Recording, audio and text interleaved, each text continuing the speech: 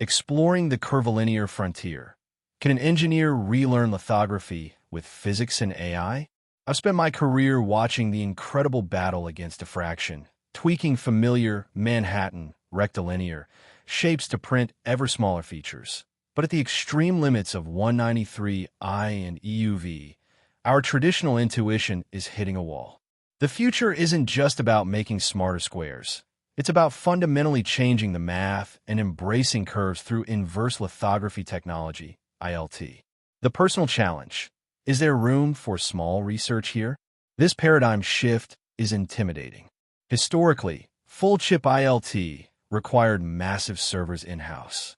This made me ask, can an independent engineer tackle a problem this complex without megacorp infrastructure? I believe it might be, but not the traditional way.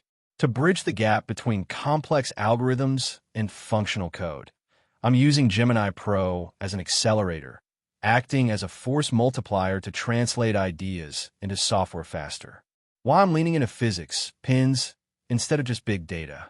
Most AI-driven lithography attempts rely on standard CNN architectures. But CNNs are often data-hungry black boxes requiring datasets I simply don't possess. I needed a path that didn't rely on brute force data. This led me to physics-informed neural networks, PINs. The concept resonated. Instead of asking AI to find patterns in terabytes of images, why not embed the known laws of lithography physics directly into the model itself? I'm not trying to build a perfect commercial product. My goal is to explore feasibility.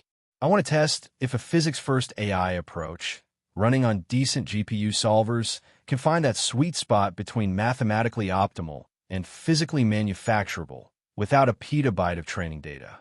Why try this now? The incentives are aligning. Curvilinear masks better match the physics of light for superior process windows, and new multi-beam mask writers in BMW mean these shapes are no longer impossibly slow to write.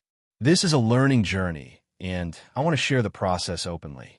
In the next post, I'll walk through the initial step-by-step considerations for building this model. I invite you to follow along with my experiment.